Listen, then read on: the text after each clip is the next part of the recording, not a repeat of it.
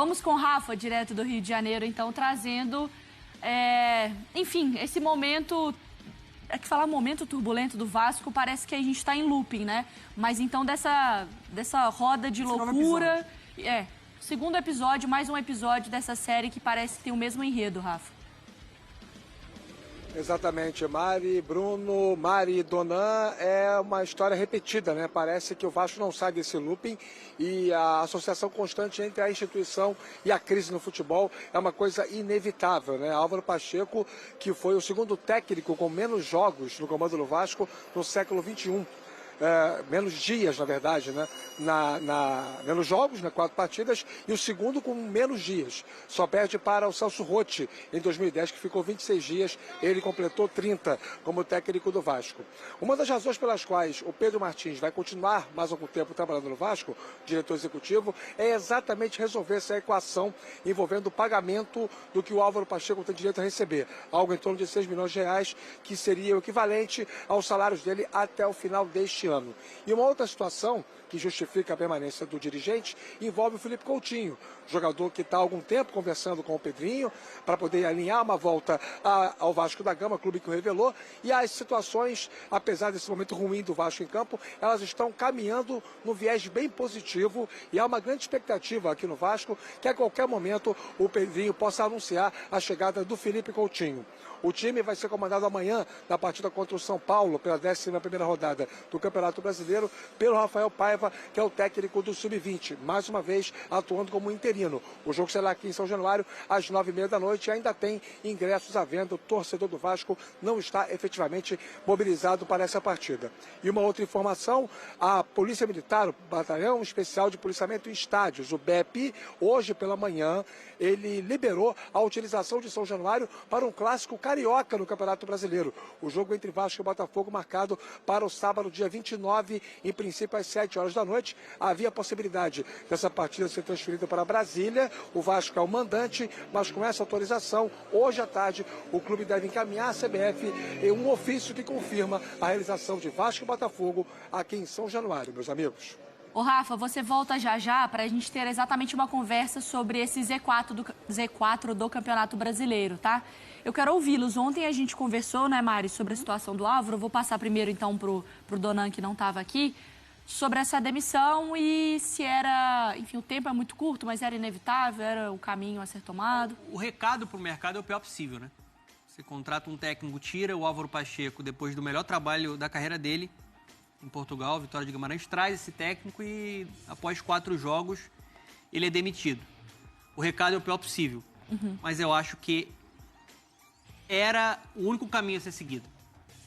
Porque ele foi um técnico que veio de Portugal para o Brasil e caiu no lugar errado. Ele estava inserido no pior contexto possível, né? Num cenário muito complicado que puxa não só técnico para baixo, mas jogador para baixo, a instituição para baixo, né? Há mais de 23 anos. É uma zona, amadorismo, um cenário de muitas incertezas na parte financeira, do ponto de vista do comando do clube. E a gente olhando no campo, depois daquele 6-1, já seria muito difícil uma recuperação. Um poder de reação. Uma estreia como aquela.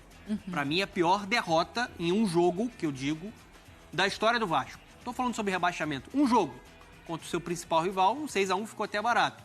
E a gente vê um time que vem piorando no rendimento. Era um time que estava desorganizado, uma defesa exposta, um meio-campo sem pegada, sem proteção, principalmente na entrada da grande área com bola.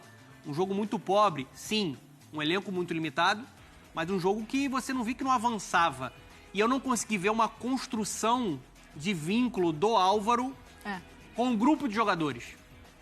Então, a partir disso, o Pedrinho, que não o contratou, detectou que seria o melhor a ruptura. O recado é o pior possível, mostra muito a zona que o Vasco se enfiou, mas agora tem que se encontrar soluções.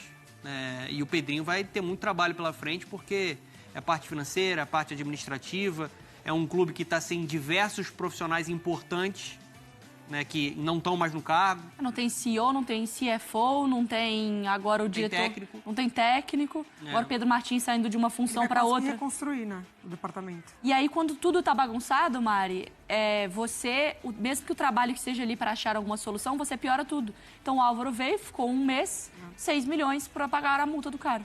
E aí não adiantou de nada, nem no campo, nem financeiramente. O Pedrinho, nesse momento agora, ele tá tentando desfazer toda uma bagunça que a SAF fez com o Vasco. Assim, e não que eu tô incluindo o Álvaro nessa, tá? No sentido da pessoa do Álvaro, enfim. Mas será que seria a escolha, né? Do Pedrinho, provavelmente, o Álvaro, ou a SAF muito desconectada com a realidade do Vasco? Será que ela buscaria alguém que entenderia o momento, que entenderia o que precisava ser feito, que entende de futebol brasileiro, ou pelo menos ali tem alguma noção do que acontece aqui, do que acontece com o Vasco, do que o Vasco precisa, do que o Vasco passou no ano passado? Então, assim, eu acho que o Vasco ele ainda sofre muito por conta dessas decisões da SAF, decisões completamente fora da realidade do que o clube precisa e necessita, e agora tentando arrumar casa, o Pedrinho, né? E para isso, custa. Olha, vou te fazer uma pergunta. É loucura? É loucura falar de um retorno do Ramon Dias para você? Não acho que seja o mundo perfeito o retorno dele. Mas dentro do que a gente pode analisar de opções no mercado, para mim é a melhor opção. O Ramon? Primeiro, ele saiu muito com o confronto que ele tinha com a SAF. Não era com o Pedrinho. Inclusive, o contrato dele está vigente. Ele está no bid, né? Está no bid. Então, assim, ele até teve uma questão de dívida com o Vasco, que ele não botou o clube na justiça muito em respeito ao Pedrinho. Eu acho que o Ramon ele tem uma parcela de culpa em erros na formação desse elenco, mas muito refém de uma empresa que não proporcionou os reforços que ele queria. Ele indicou, por exemplo, o Cuéllar, contrataram o Esforza. Só para dar um exemplo. O próximo Matos falou, né? Sim. Sobre isso, que ele mesmo não podia fazer muita Ficava coisa. muito amarrado por conta de um cenário complicado. Ele tem essa parcela, com ele o Vasco foi amassado pelo Nova Iguaçu, pelo Criciúma, passou aperto com a Água Santa, mas ele conhece o grupo, conhece o clube e já funcionou em um momento de fuga de rebaixamento. Entre Filipão, Mano Menezes, Carille, né, que está empregado, ou Ramon Dias, eu acho que o Ramon Dias seria uma escolha melhor para o clube. Família vascaína, o martelo foi batido e o Álvaro Pacheco não é mais o treinador do Vasco da Gama. Isso aí todo mundo já sabia que era questão de tempo disso acontecer. Agora o Vasco está com foco totalmente focado no próximo treinador, que por incrível que pareça, deve ser o Ramon Dias, é isso mesmo. Ramon Dias está muito próximo de retornar ao Vasco da Gama, até porque ele está inscrito no BID, ele não rescindiu o contrato com o Vasco.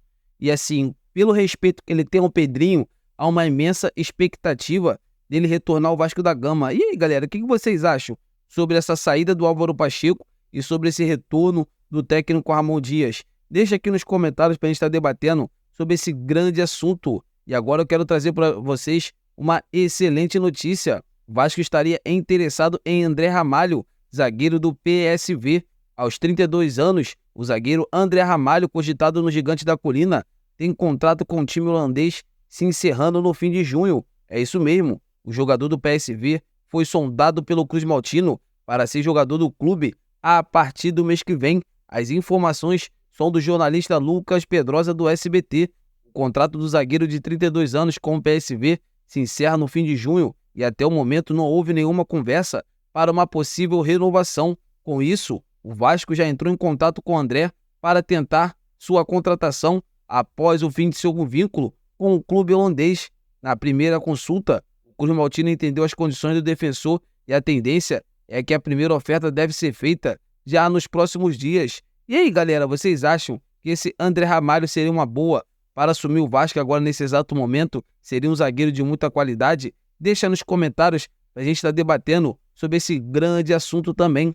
Passar para vocês o seguinte, que além do zagueiro André Ramalho, o Vasco estaria interessado no atacante Cassiano do Estoril, que já foi treinado pelo Álvaro Pacheco. A ideia é ter um jogador para ser reserva imediato de Pablo Vegetti. Isso porque o Cleiton, David e Eric Marcos não caíram nas graças da comissão técnica. Além disso, Cassiano Dias é visto como um centroavante muito clássico, ambidestro de qualidade rara. O interesse do Vasco em seu futebol surgiu após indicação do técnico Álvaro Pacheco, que comandou o jogador no FC Vizela nas temporadas 2020 a 21 e 2021 a 22. Então, galera, é isso. O Vasco está de olho no mercado. O Vasco quer contratar mais um zagueiro e um atacante. Para mim, o Vasco tem que mandar uns 10 embora e contratar mais 10, porque assim, esses jogadores que estão dentro do Vasco são jogadores muito limitados. Então é isso, família vascaína. Deixa o like, se inscreva no canal e até a próxima!